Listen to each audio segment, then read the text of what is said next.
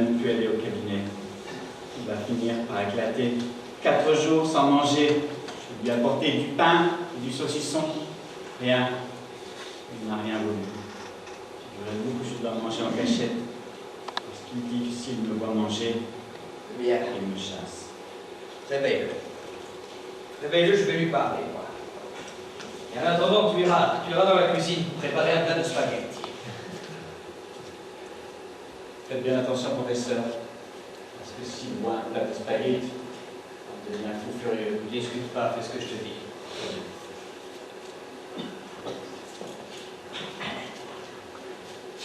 Et ça, d'après vous, c'est un homme normal. Pourquoi ne le serait-il pas? Alors vous n'avez rien entendu. J'ai tout entendu, au contraire. Mais qu'est-ce que ça veut dire? Ça veut dire que mon frère est fou. Et que vous avez contribué, vous, à le rendre fou. Vous faites tout à fait fausse route, madame. Entre votre frère et moi, il n'y a qu'un jeu, aussi vieux que le monde, et aussi vague qu'une toile d'araignée. Et d'après vous, c'est à nous d'y mettre un terme maintenant. Comment je pourrais vous l'expliquer? C'est difficile. Votre frère cherche à comprendre. Il raisonne, donc il n'est pas fou. En effet, parfois, lorsqu'il me pose des questions à l'improviste, il m'oblige à faire des efforts incroyables pour ne pas me contredire. Et pourtant, la boîte, il ne l'ouvre pas. Parce qu'en même temps, il a peur de me démentir. Mais pourquoi ne voulez-vous pas admettre que nous nous trouvons devant un fou? Attendez, j'ai l'impression qu'à vous, ça vous ferait plaisir. Comment ça? Pardonnez-moi, mais quelqu'un vient et vous dit, votre frère n'est pas fou. C'est juste un homme qui, sachant qu'il a été blessé, se raccroche aux choses les plus absurdes pour ne pas se l'avouer à lui-même. Et vous, vous insistez. Mais qu'est-ce que ça veut dire? Et qu'est-ce que je dois penser? Que ça vous fait plaisir? Que cela me fasse plaisir ou non, c'est une chose qui ne vous regarde pas. Moi, j'ai un autre sentiment, et je vais vous le dire en face. Vous, mettant à profit cet état de fait, vous vous êtes accroché à mon frère et peu à peu vous êtes en train de le dépouiller. Mais ça ne durera pas. J'ai déjà réuni la famille. Et j'ai décidé... Attention à ce que vous faites. Toute fausse manœuvre de votre part pourrait effectivement rendre votre frère fou. Nous n'avons pas besoin de conseils. Plus que quelques jours, et vous ne mettrez plus un pied dans cette maison.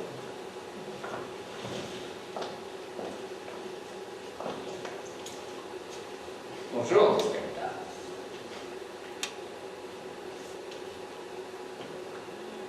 Bonjour. Tu ne veux pas répondre? Non, je ne réponds pas. Pourquoi devrais-je dire des mots inutiles? Des phrases conventionnelles? Tu te moques de moi et je te hais. Tu vois, je te souris et je te hais. Et je résiste. J'ai décidé de résister, mon cher. Tu m'as en partie associé à ton expérience, mais tu ne veux pas m'en révéler le mystère. Et je résiste, je ne mange plus, je ne bois plus, je ne vais même plus au cabinet, et pourtant je n'avais envie. Le temps ne passe pas, et le jeu dure un instant. Alors pourquoi j'ai de l'appétit? Pourquoi j'ai soif? Pourquoi? Arrête! Tu vois pas que je souffre? Tu ne vois pas que je ne supporte plus ce jeu diabolique? Mais aide-moi! Aie pitié de moi! Fais que le jeu se termine! Regarde! J'ai vieilli! Je suis devenu gris! J'ai l'impression que des années ont passé! Toi tu me dis que ce n'est pas vrai! Je vais te tuer, tu sais! J'avais pensé à te tuer, mais je ne peux pas! Parce que si je te tue, ton nom disparaît, et avec le tien s'écroulerait le mien! Qui sait comment? Pourquoi fais-tu ça, inspecteur? Je te l'ai déjà dit de ne pas t'abandonner à ces crises. Laisse-toi aller, au contraire. Tu ne vois pas que c'est toi et toi seul qui décides de ne pas terminer ce jeu. Pourquoi tu n'ouvres pas la boîte? Parce que je ne peux pas. Parce que tu n'y crois pas. Voilà pourquoi. Et tu dis que tu résistes. Tu veux résister à qui? Ou plutôt, tu veux t'opposer à qui? Mais mes cheveux sont gris! Tu ne vois pas que je me sens devenu gris? Certes, le jeu est parfait, il te donne toutes les sensations. Mais je te le répète, Dispelta. Si tu opposes de la résistance à ma force, ton jeu ne se terminera jamais. De force qui s'oppose se neutralise. Laisse-toi aller, au contraire. Laisse-toi aller entièrement à ton instinct. Tu faciliteras le déroulement de l'expérience en provoquant la faim. Vous voilà servi. Tu vois ce plat de spaghetti là. Tu sens son parfum comme il a l'air délicieux. S'il te fait envie, mange-le. Mais cela fait 4 ans que j'ai d'appétit, que je mange, que j'ai soif et que je bois, que j'ai sommeil, que je dors. Mais quel est ce jeu stupide! Et pourtant l'odeur en est exquise. Et la saveur, monsieur, faite avec de la tomate fraîche et double ration de beurre. Tu dis que pour arriver à la fin de l'expérience, je dois m'abandonner à mon instinct? En tout et pour tout, aussi bestial soit-il, ce que pense ton cerveau, même confusément, fais-le! Tu vois. Accorde-le-toi, sinon je te le répète, Dispelta, ton jeu ne finira jamais. Parfois je pense à un motif de chansonnette ou d'opéra. Il me vient l'envie de le siffler ou de le chanter. Et même parfois, au moment les plus tragiques de ma vie, une fois, en suivant le convoi funèbre d'un de mes très chers amis, il m'est venu l'envie de chanter Funicula. Mais je ne l'ai pas fait! J'avais trop honte de moi-même. Pourquoi tu en as eu honte, Dispelta? S'il te plaît de le chanter. Chante-le. Le cerveau est indépendant.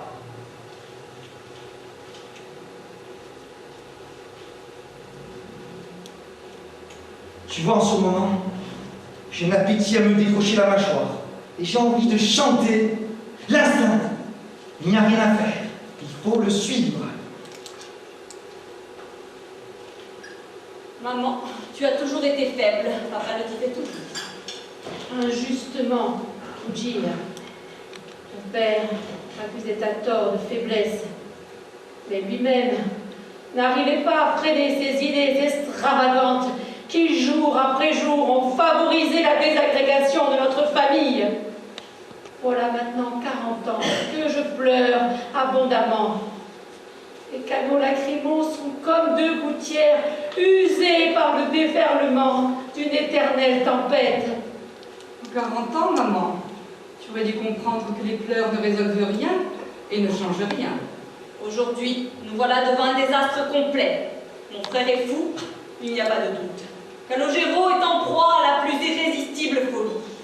Mais de l'énergie, mon Dieu, de l'énergie! Les gens rient, la famille Dispelta est l'objet de bavardages et de discussions continuelles dans toute la ville. Bon Dieu!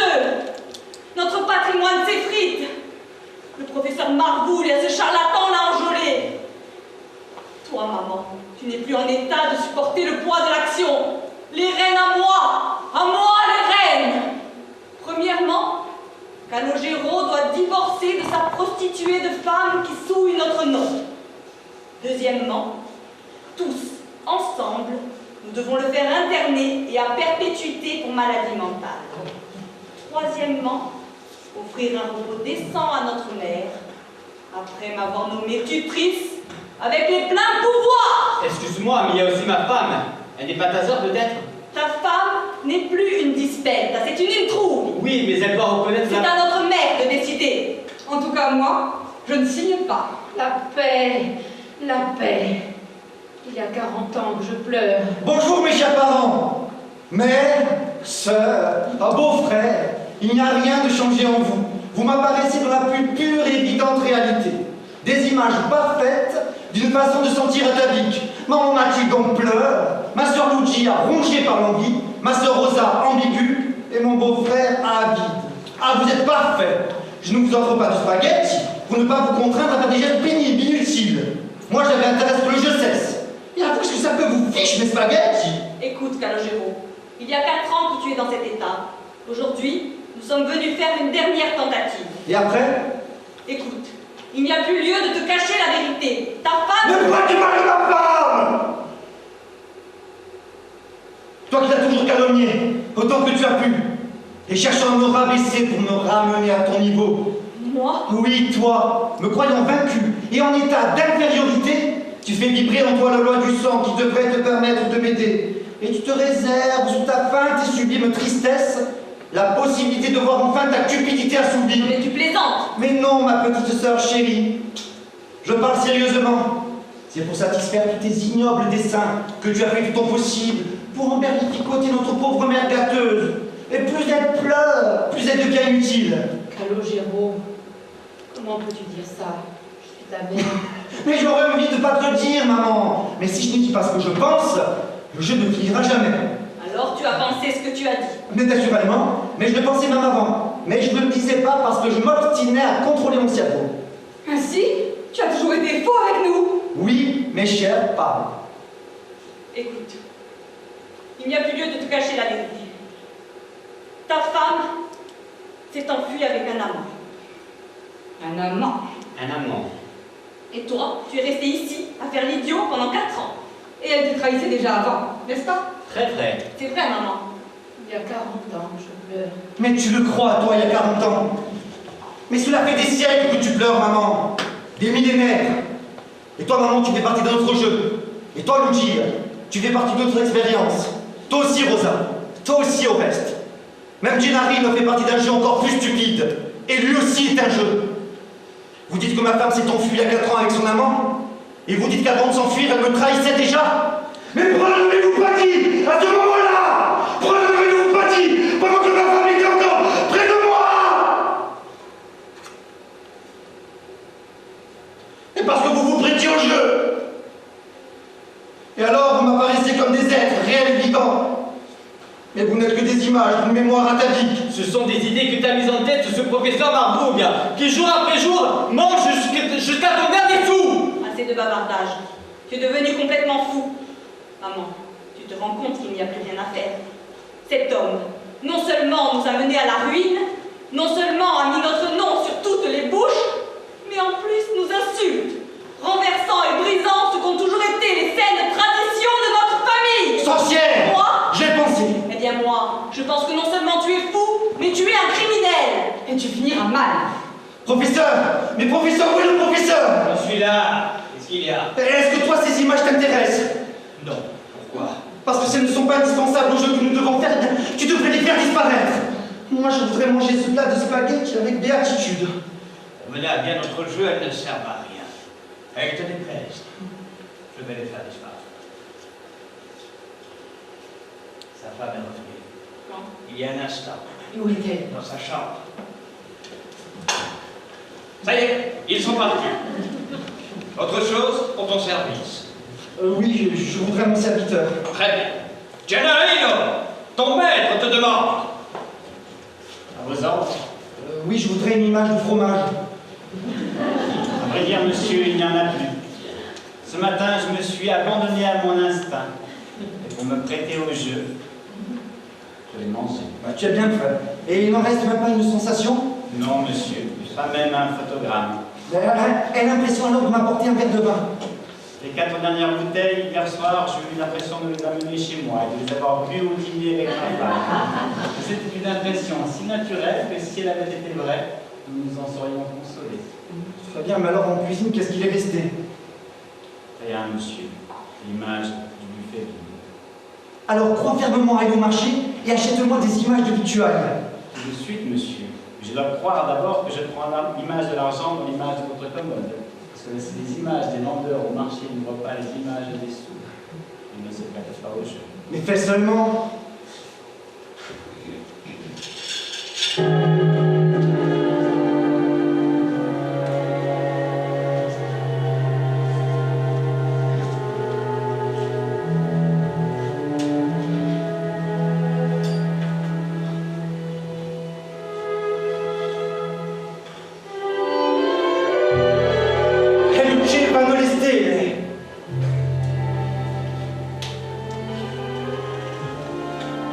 C'est extraordinaire, vous savez.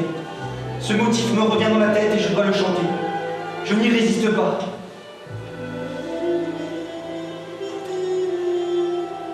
Mes cheveux sont toujours gris. Le jeu n'est pas fini. Qui sait quelle impression cela me fera quand le jeu sera fini et que je me retrouverai avec mes cheveux noirs. Mais voyez quel malheur! Quand j'y pense, il y a vraiment de quoi devenir fou. Et oui, parce que c'est un jeu qui pourra aussi bien me donner la sensation de la vieillesse, le visage plein de rides, la cataracte. Un beau jour, en me regardant dans la glace, je me retrouverai sans dents. Et oui, il y en a déjà une petite branle là, mais c'est une impression. Et peut-être que me sera aussi transmise l'image de la mort. Est-ce que j'aurais peur? Non! Mais de quoi devrais-je Je n'y crois pas. Et puis, cela dépend de moi. Si je veux faire tenir le jeu, il suffit d'un rien. Je dois m'abandonner à l'instinct. Mon cerveau pense quelque chose. Eh bien, moi, je dois le formuler. Mais facile à dire. Parfois, moi, je pense à tellement de choses en même temps. Des hypothèses, des soucis. Des désirs.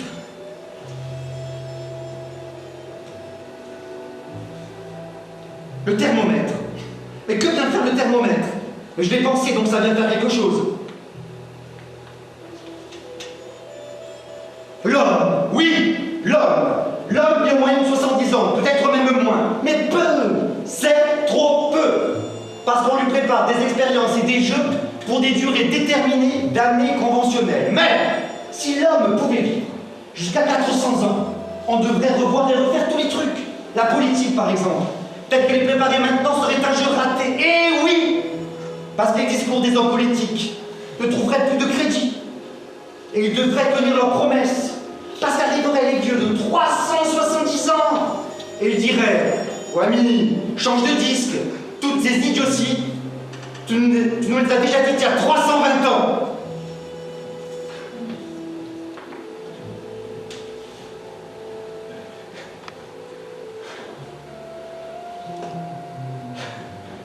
Luce m'a molesté.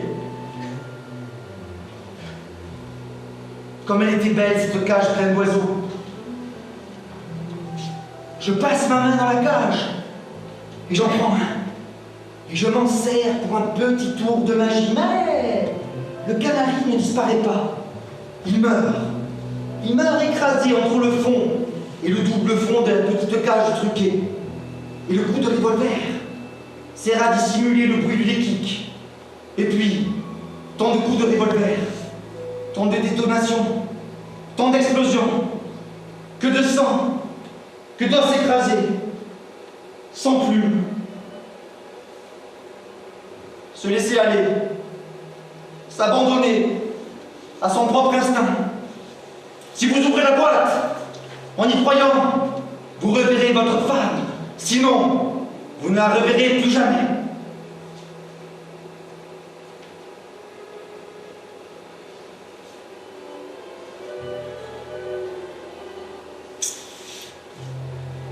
Mais moi j'y crois. Ma femme est là-dedans. Et c'est moi qui l'ai enfermée dans cette boîte. J'étais devenu insupportable. Égoïste. Indifférent. J'étais devenu un mari.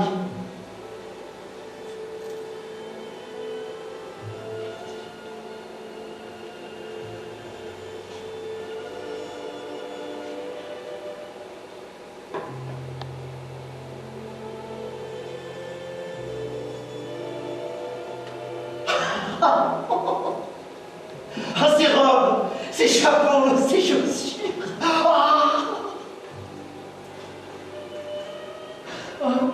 Je me souviens du jour où tu as mis cette robe neuve. Et je me souviens aussi que je cherchais à ne pas te regarder. Peut-être par orgueil, peut-être par timidité. Mais j'aurais dû te dire au contraire, mais tu es plus belle que d'habitude. Tu me plais.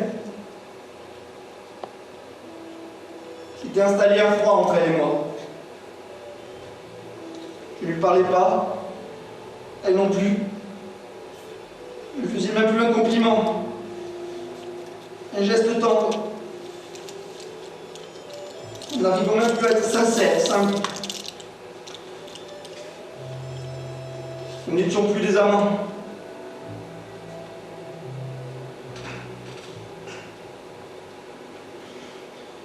Mais maintenant j'y crois. Et je peux l'ouvrir. Si j'ouvre la boîte, je te vois. Et je retrouverai mes cheveux noirs.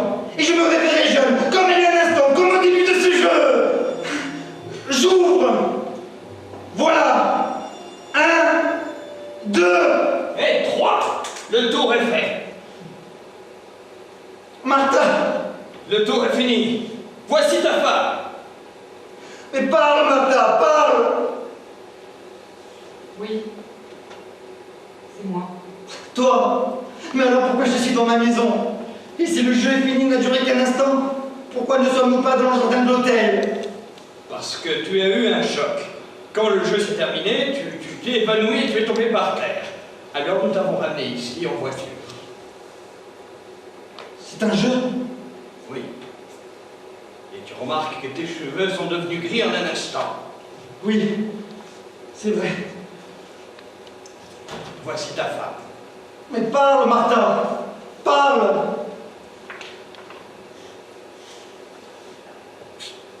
Moi aussi. Toi aussi, tu as souffert. Les cheveux blancs, tu en as quelques-uns, toi aussi. Le jeu a été inexorable. Mais parle! Dis-moi quelque chose! Faut que je parle, que je te raconte. Mais tu sais déjà tout. Pourquoi devrais-je poursuivre ce jeu humiliant pour tous les deux? 4 ans. 4 années ont passé. 4 années vraies, authentiques. Et toi, tu as les cheveux blancs parce que les années vont vieillir, détruisent, anéantissent. Tout est arrivé par amour. Je me sentais incomprise. J'avais besoin de liberté. Et dans ma vie, il y a eu un autre homme, et toi, tu dois le savoir, si nous devons nous sauver de cette folle illusion. Mais qu'est-ce que tu as fait? Mais qui est cette femme? Mais qu'est-ce qu'elle dit? Moi, je ne comprends pas ces mots. C'est ta femme, ce n'est pas une illusion, le jeu est terminé. Mais lequel? Mais le jeu que je viens de faire dans les jardins de l'hôtel Métropole.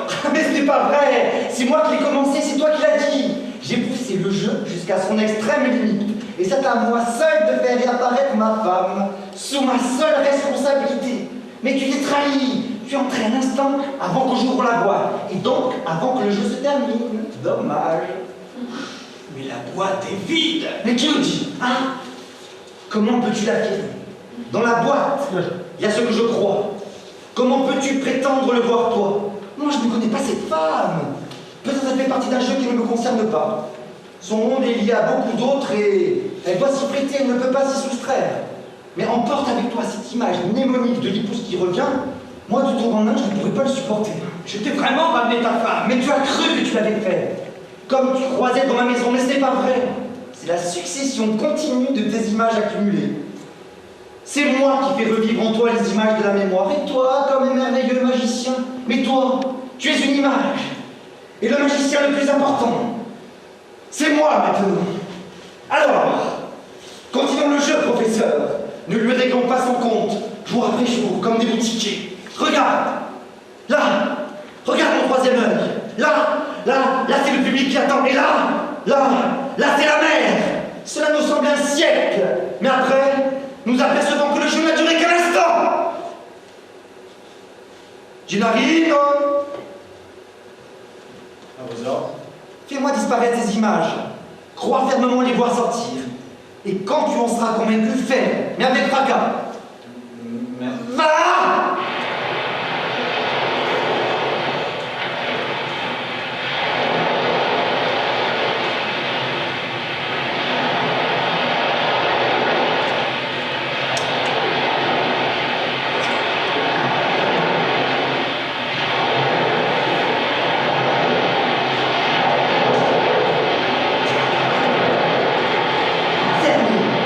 Fermez. Ne regarde pas dedans. Le troisième œil t'accompagne. Et peut-être trouveras-tu le trésor au pied de l'arc-en-ciel.